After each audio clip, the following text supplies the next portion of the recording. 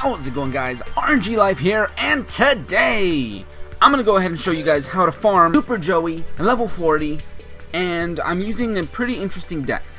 This is pre-recorded, so you see all the shenanigans going on. I'm just gonna go ahead and jump straight into the duel. Alright, and I'll go ahead and explain the deck in a bit.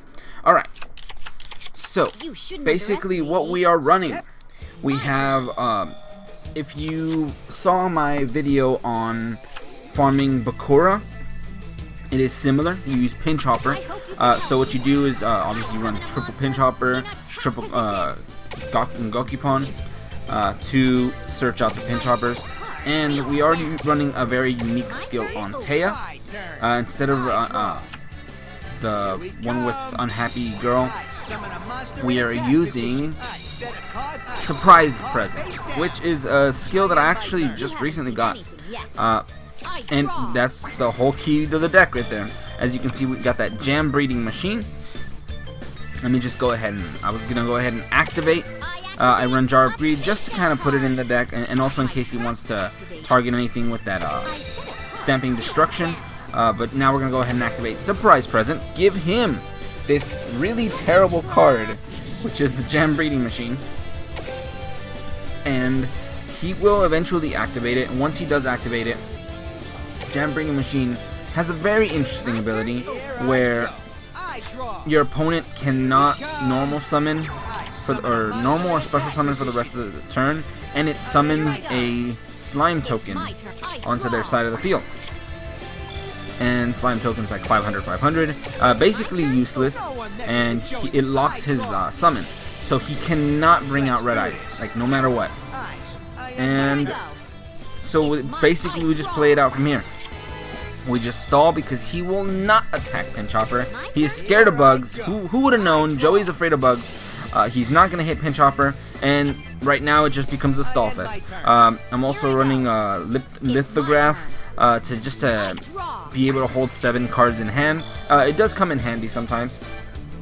Other cards you can run in this deck are Magical Mallet, which is one of the new cards that the card trader has, but I actually haven't seen any. I have 0 Magical Mallet, so I wasn't able to run those. I draw.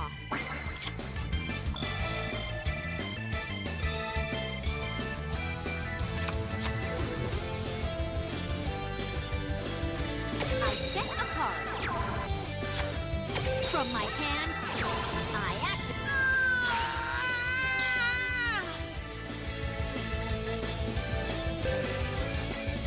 My turn's over. Here I go. I draw. In the beginning, you don't really do much. You just stall it out. We're just gonna draw and try to maintain hand advantage and try not to discard anything good. So. And he will not attack Pinch Hopper. He will not attack Pinch Hopper. I mean, it would be unless he had game on board. But since we gave him the Jam Breeding Machine early, he won't be able to do anything. We pretty much locked him out. I think this is probably one of the most consistent builds I've used, because I've tried farming him with Unhappy Girl and it's just not consistent. He has way too many crazy cards that pop and get rid of your stuff that it's just not safe to run Unhappy Girl. I think this build is probably the safest build out there to farm him, and you can farm him from for a legit 6k, probably almost 7k if you run enough glosses. So right now we went ahead and flipped. I'm gonna go ahead and add a Jam Breeding Machine because I don't need the other card until the very last turn, so it doesn't matter if it's at the bottom of the deck. And I also run triple Gokipon, so they're gonna search and they're gonna shuffle the deck either way, and they're Speak of the Devil.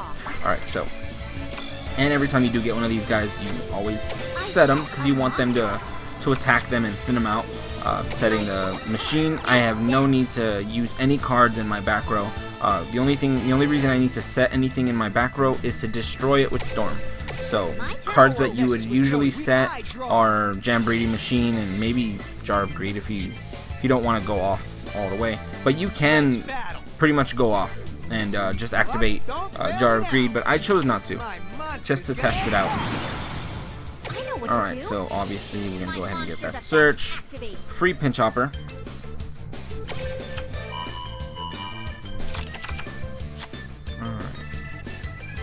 I end my turn. You haven't seen anything yet. And we get that other Gokupon, which right now I think we're better off bringing out the hopper. And we might have to discard something. Let's see. 8. No, we're still safe. We can still have, since we have that other card, we can hold 7 cards now. So you eventually are going to have triple hopper on the field. Last turn you're going to activate double summon. You're going to bring out Blue Eyes, and then you're going to normal summon Vassal. And that's pretty much the play. I was trying to experiment with it and see if I can run Piranha Army instead of Vassal. But I'm not sure how that's going to work. I set a monster. My No turn's one messes over. with Joey. I draw.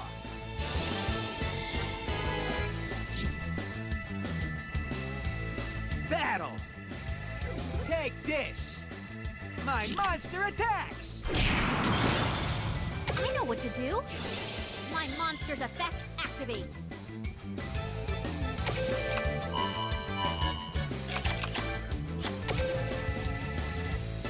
So for now, it's just going to be a stall fest. I can literally breeze through this and you'll pretty much see all you need to see.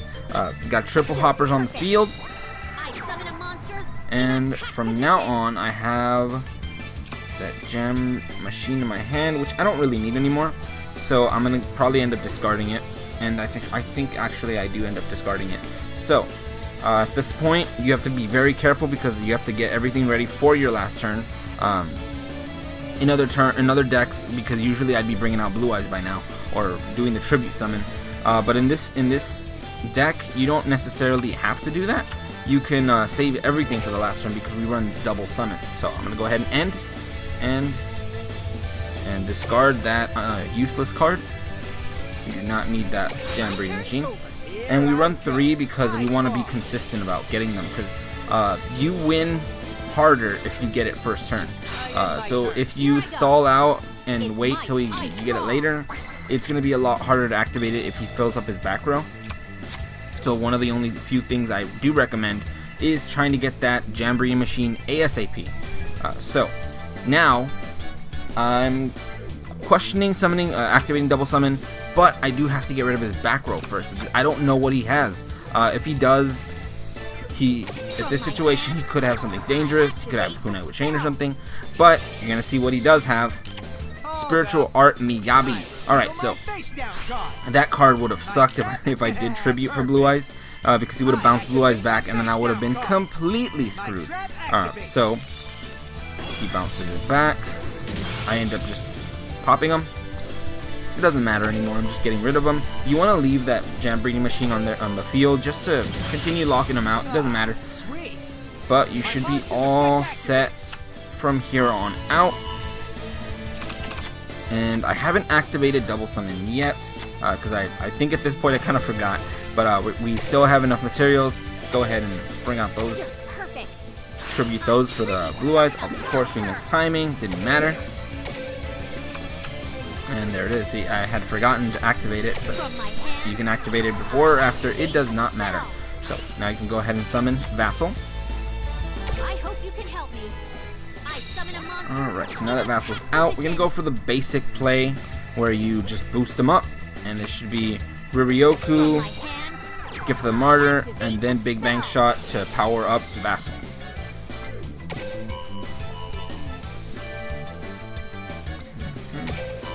Alright, now this one, and this is normally what you would do if you had like a, what's his name? If you had like a fusion of some kind. But at this point, Blue Eyes is the card that requires the least amount of cards in hand. Because since I have so many cards that I'm holding, I don't want to have to run a polymerization and 2 fusion monsters. It just kind of makes it a little bit more. It makes it a little bit more difficult to trigger. But this is all you need to do. You don't even need to attack him directly. Just hit over that machine, the jam, and that's all it takes. And that brings your life points down. But as you can see, I didn't get very great things, but I did get a score of 6,500, which is pretty decent. We're looking at the deck now, and we got obviously the triple pinch hoppers, triple Gokipon. You got your final beater, which is Vassal at the moment. I'm still messing with it to see if I can run Piranha. Not 100% sure yet. Another thing, we run one Crystal Seer just because it lets you kind of choose your next draw. It's kind of a filler card, also because they're going to be hitting a lot of your stuff, so it doesn't matter. Obviously that Prismatic Blue Eyes does help out with the score. Riryoku, Gift of the Martyr, Double Summon, and Big Bang Shot are all necessary for your final combo. Of course, we have to run the triple Jam Breeding Machine because it's a Jam Breeding Machine deck. You got to give them a present. What better present to give them than that? We also run a Storm because it's part of the key combo, and Lithograph. But as you can see, I'm running 2 Jars of Greed. Using those as a substitution. Other cards you can run are Reload, if you do have it. I just didn't have a copy of it, so I was not able to run Reload.